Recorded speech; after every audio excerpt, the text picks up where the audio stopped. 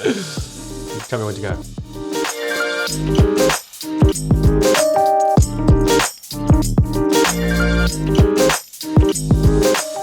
Hey, my name's George. In this thought series, we've been going through Mark together, and now we're at Mark 5. I hope that you'll see with me that in just one chapter of the Bible, there's so much depth and so much that we can get out from it. I'd love to encourage you to go and read this chapter for yourself after you've finished watching this video. When Jesus was on earth, there were so many different ways that he could have proved that he was God.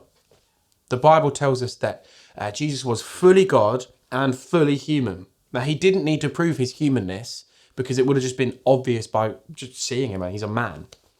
But he would have had to provide some evidence to back up his claims to be fully God. Now, what would you do if you were fully God in a human body? I would probably take inspiration from superheroes. Maybe super strength, or maybe I'd read people's minds, or maybe I'd fly, or I'd lift up buildings. I would do something so that everyone would know that I am fully God, that it's me, that everyone should be worshipping me, all the focus on George. But what does Jesus do?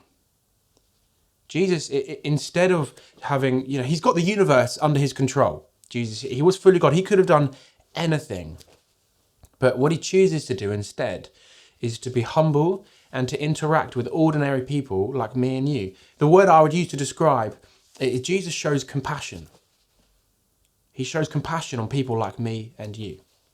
So we'll look through this today in this chapter, the different people he interacts with and the different ways that he proves that he is fully God. As you read this chapter with me, you'll see that Jesus interacts with three main different people. He heals three people. But what's key is that he doesn't have to. He doesn't have to interact with them. No one is forcing him to talk to these people. They're often on the lowest rung of the ladder. We'll see. So the first person, there's a man who's oppressed by demons. And he's living in the mountains. He's living in tombs. Outside of the city, Jesus doesn't have to interact with this man purely by just not going there. Like physically, just not going there. He could have stayed in the city with normal people, I suppose. But he doesn't. He goes and he heals this man. He sets him free from demonic oppression. Then Jesus comes into contact with a woman who's seen as unclean in the eyes of the Old Testament. It would have been unheard of for a woman who is unclean to interact with, let alone touch, a Jewish rabbi. A rabbi is a Jewish teacher.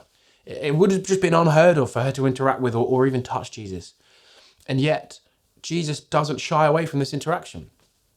He speaks directly to her. It would have been expected for him to shun her and for him to outright ignore her, and yet he doesn't. He speaks directly to her. Then Jesus goes to the house of one of the rulers of the synagogue. This man is called Jairus. His daughter is very ill, and Jesus agrees to go and heal her. Jairus worked in the synagogue. He's one of the rulers in the synagogue. He would have been interacting with the Pharisees. Now, the Pharisees are almost seen as Jesus' rivals in the New Testament. They are the Jewish rulers at the time. And Jairus would have come into contact with them. He would have been working with them. It would have been almost expected, again, for Jesus not to have given this man the time of day. He's almost on the other side. Jesus wouldn't have had to interact with him. And yet Jesus chooses to go to his house. But on the way there, they then find out that actually Jairus' daughter has sadly passed away. Again, this is such a good opportunity for Jesus to back off and not give her the time of day, because in the Old Testament, it says that if you touched a dead body, you are now unclean for a week. Jesus probably would have been expected for Jesus to say, guys, look, I'm not going to come. I'm not going to come. But he doesn't.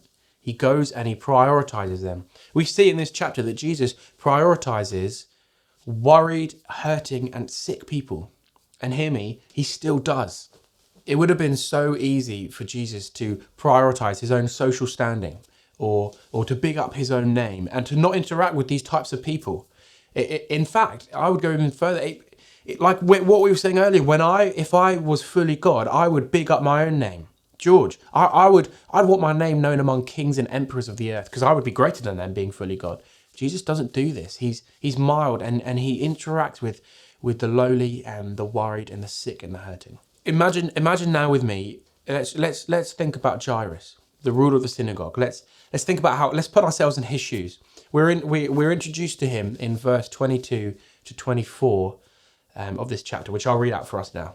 Then came one of the rulers of the synagogue, Jairus by name, and seeing him, he fell at his feet and implored him earnestly, saying, "My little daughter is at the point of death. Come and lay your hands on her so that she may be made well and live." Put yourself in Jairus' shoes. His daughter is so ill. She's at the point of death, Jairus tells us. There's no one around that can help. Medicine isn't developed enough at this time to help Jairus' daughter. But you have heard of this one man called Jesus. And you've heard that he does miraculous healings. We heard in the last couple of chapters that Jesus can and does heal people. But there's no way, Jairus would be thinking, there's no way that I can get close to him. He's always surrounded by a crowd, always. He's a celebrity, everyone knows him. And even if I could get to him, I'd have to ask him in front of everyone. I'd have to get his attention.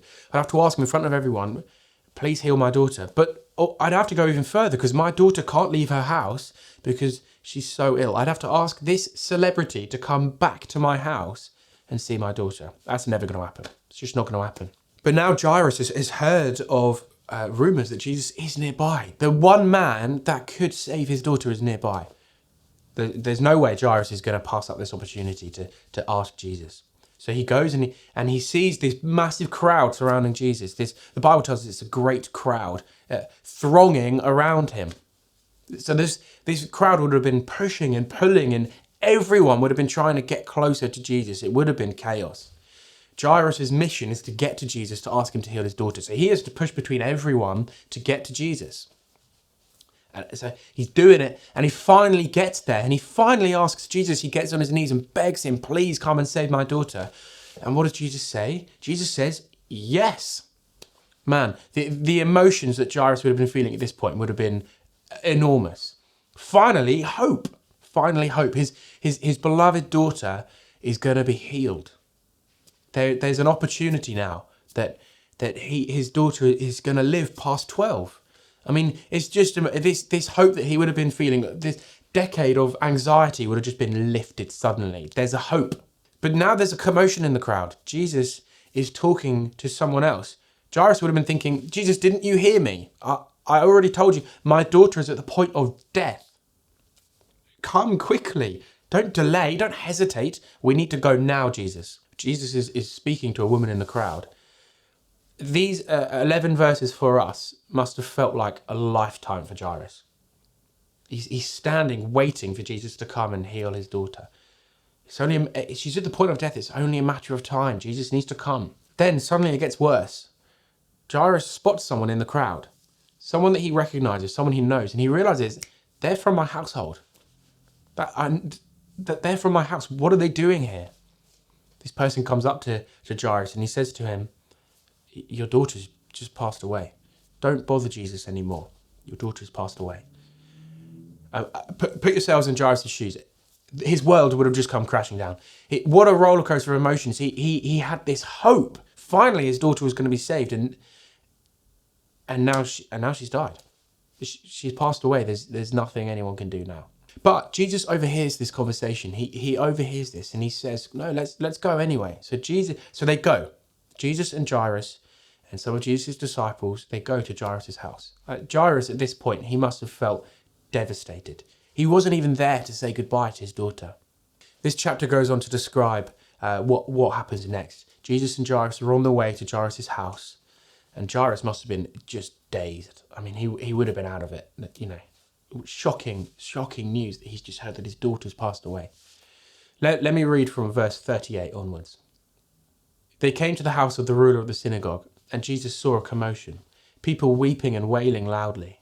And when he had entered, he said to them, "Why are you making a commotion and weeping? The child is not dead, but sleeping." And they laughed at him.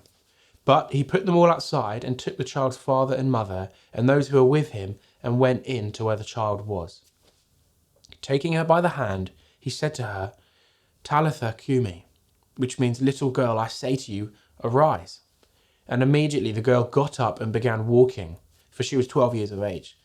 And they were immediately overcome with amazement. And he strictly charged them that no one should know this. And he told them to give her something to eat. Death does not and cannot hold God back. God has power over death. God has the power to raise people from the dead. Death does not and cannot stop God. He is in control of all things and he has power over all things, even death itself. God can raise people from the dead. God can even die and rise again himself. Jesus' death and resurrection is central to Christianity. Jesus died and rose again so that now me and you, we can have forgiveness. And more than that, we can know him personally. I can speak to Jesus personally because he rose again, because he is alive now. What a thing. There is no better way to get to know Jesus than to read his words and to read the Bible. Why don't you go now and read this chapter by yourself and ask God to speak to you whilst you read it. The Holy Spirit speaks to us whilst we read his word. Ask him to speak to you personally. There's no better way to get to know Jesus than to read his word and to read the Bible.